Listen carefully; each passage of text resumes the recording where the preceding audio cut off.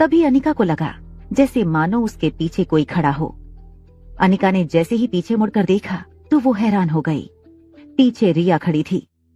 उसका चेहरा कुछ उखड़ा हुआ था और वो बस अनिका को एकटक देखे जा रही थी। अनिका को लगा कि रिया नींद से अचानक उठकर उसने अनिका को पास नहीं देखा होगा, इसलिए ऐसे खड़ी होगी। इसलिए अनिका ने नीचे झुककर प्यार से रिया के दोनों गालों पर किस किया और बोली, मम्मा जल्दी वापस आ जाएगी और आते वक्त तुम्हारी फेवरेट चॉकलेट आइसक्रीम लेकर आएगी, ठीक है? चलो अब जाओ कमरे में और आराम करो या तो अपना फेवरेट वीडियो गेम खेलो।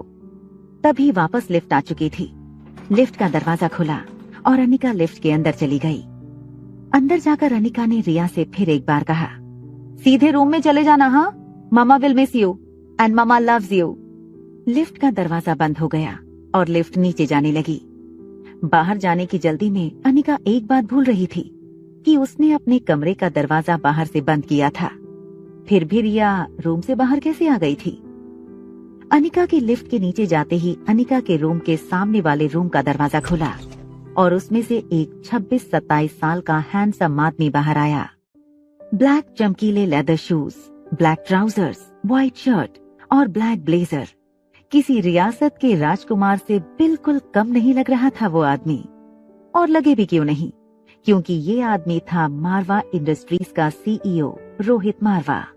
रोहित अपने कमरे से निकला और लिफ्ट के पास खड़े बच्चे की तरफ बढ़ते हुए और उस बच्चे को डांटते हुए रोहित ने कहा, बेटा कितनी बार कहा है तुम्हें कि ऐसे ही बिना बताए कमरे से बाहर मत निकला करो। तुम मेरी बात सुनते क्यों नहीं आर्यन? आर्यन? जिस लड़की को रिया समझकर अभी कुछ ही पल पहले अनिका ने बात की थी, उसी बच्चे को रोहित किसी दूसरे नाम से पुकार रहा था। लेकिन सच बात तो यही थी कि वो बच्चा रिया नहीं बल्कि आर्यन था। दरअसल अनिका जिस बच्चे को रिया समझकर उससे बात कर रही थी, वो बच्चा मशहूर बिजनेस टाइकून रोहित मारवा का इकलौता बेटा था, आर्यन। मारवा इंडस्ट्रीज का इकलौता वारिस आर्यन। और इन सब में सबसे मजेदार बात ये थी कि रोहित का बेटा आर्यन और अनिका की बेटी रिया दोनों की शक्ल एक दूसरे से मिलती जुलती थी, यानी कि रिया और आर्यन हम शक्ल थे। तो रोहित लॉबी में जिस बच्चे से बात कर रहा था वो दरअसल आर्यन था और रिया अभी भी अनिका के कमरे में सो रही थी। रोहित आर्यन से बात कर रहा था, लेकिन आर्यन की नजरें अभी भी लिफ्ट के दरवाजे पर जमी हुई थीं। आर्यन की गोल मटोल कत्थई आंखें और खूबसूरत मासूम सा चेहरा देखकर ऐसा महसूस होता था जैसे उसने अभी अभी आकाश से उतरता हुआ टिमटिमाता तारा देख लिया हो। रोहित ने पीछे से फिर से आर्यन को आवाज देते हुए कहा, आर्यन ध्यान कहाँ है तुम्हारा? सुना नहीं बेटा, अंदर चलो। रोहित आर्यन का हाथ पकड़ के उसे लगभग खींचते हुए रूम के अंदर ले जा रहा होता है। तभी आर्यन ने झटके से अपना हाथ छुड़ाकर रोहित से कहा, मुझे चॉकलेट आइसक्रीम चाहिए। ये सुनकर रोहित थोड़ा हैरान हो गया। हमेशा गुमसुम और गुपचुप रहने वाले आर्यन का बर्ताव आज रोहित को कुछ अजीब लग रहा था। रोहित ने तुरंत कुछ सोचकर अपनी जेब से फोन निकाला और होटल के सीसीटीवी रूम में फोन करके उसके रूम के बाहर का सीसीटीवी फुटेज तुरंत मंगवाया। वो देखना चाहता था कि अभी अभी लिफ्ट के पास आर्यन के साथ क्या हुआ था। कुछ ही पल में सिक्योरिटी इंचार्ज लैपटॉप पर सीसीटीवी लेकर आ गया। फुटेज में रोहित ने जो देखा वो देखकर वो दंग हो गया। आर्यन एक ऐसा बच्चा था जो किसी अजनबी से तो दूर बल्कि रिश्तेदारों से भी ज्यादा बात नहीं करता था, ना ही उसके पापा के अलावा किसी के साथ मिक्स हो पाता था। लेकिन सीसीटीवी में आर्यन ने एक बिल्कुल अनजान औरत को अपने पास आने दिया, यहाँ तक कि उसे किस भी करने दिया। ये बात रोहित को बड़ी अजीब लगी। रोहित सोच रहा था कि ये कैसे हो गया। वहीं आर्यन बार बार दोहरा रहा था, चॉकलेट आइसक्रीम चाहिए, मुझे चॉकलेट आइसक्रीम चाहिए। दूसरी तरफ अनिका गुलेरिया हाउस पहुंच गई थी। गुलेरिया हाउस उसका अपना घर, जो 6 साल पहले तक खंडर जैसा था। लेकिन अनिका ने आज घर के गेट में कदम रखा तो देखा घर का रूप रंग पूरी तरह से बदल चुका था। गार्डन फिर से हरा भरा हो चुका था और उसी हरे भरे बगीचे के बीचों बीच रंगीन लाइटों वाला शानदार फव्वारा था। घर के मेन गेट से अंदर आते ही अनिका को महसूस हुआ कि घर के अंदर पार्टी चल रही थी। अनिका ने गार्डन में खड़े हुए देखा कि वहाँ यंग लड़के लड़कियां अंग्रेजी गानों पर नाचते झूमते नजर आ रहे थे। वहीं कहीं एक बोर्ड लगा हुआ था जिसपे लिखा था हैप्पी बर्थडे कामिनी। कामिनी यानी अनिका की सौतेली छोटी बहन। उसी के बर्थडे की पार्टी चल रही थी। तभी गार्डन के किसी कोने से एक लड़की के गिरने की आवाज आई। अनिका ने आवाज की दिशा में घूमकर देखा तो एक लड़की जमीन पर गिरी हुई थी। जैसे ही वो लड़की अपने कपड़े साफ करती हुई उठी, अनिका को याद आया कि वो लड़की अनिका की बुआ की बेटी प्रीति थी। हाँ, अगले साल मिस हिमाचल बनूंगी और उसके बाद मिस इंडिया। क्या तुम अब भी कहोगी कि तुम्हारी अनिका दीदी मुझसे ज्यादा खूबसूरत है? डरी सहमी प्रीति ने दबी आवाज में कहा, हाँ, अनिका दीदी बहुत सुंदर हैं। हाँ, अनिका दीदी सबसे ज्यादा सुंदर हैं। प्रीति की बात सुन सब हंस पड़े।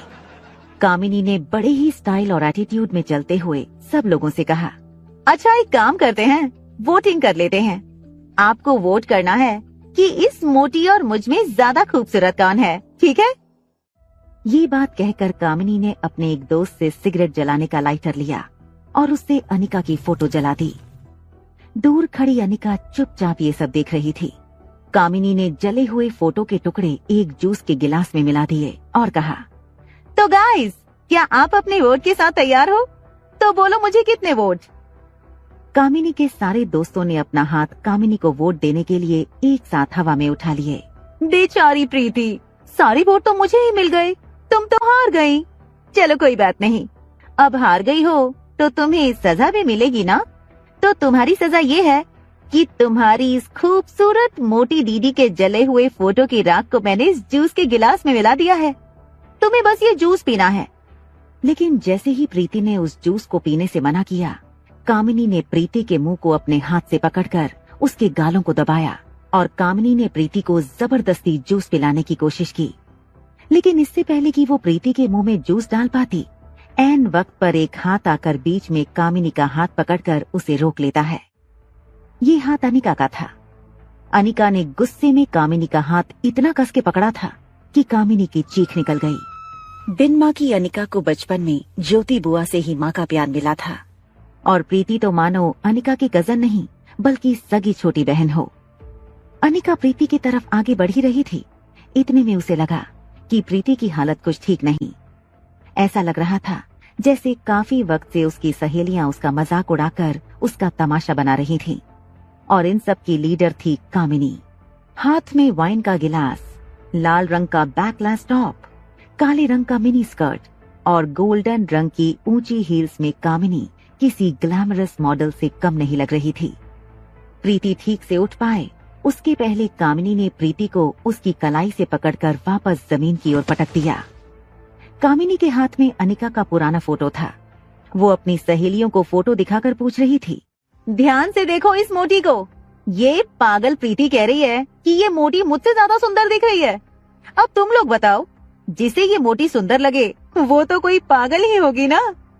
जमीन पर गिरी प्रीति दबी कुचली आवाज में कहती है, अनिका दीदी सचमुच बहुत सुंदर हैं, बस उनका वजन थोड़ा सा ज्यादा है।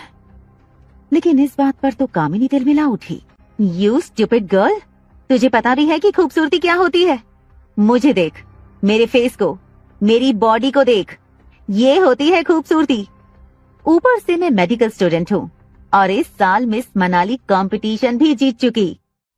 अनिका ने कामिनी के हाथ से ग्लास छीनकर कहा, हार और जीत का फैसला खेल खत्म होने के बाद होता है और खेल अब तक खत्म नहीं हुआ। आगे की कहानी जानने के लिए देखें अगला एपिसोड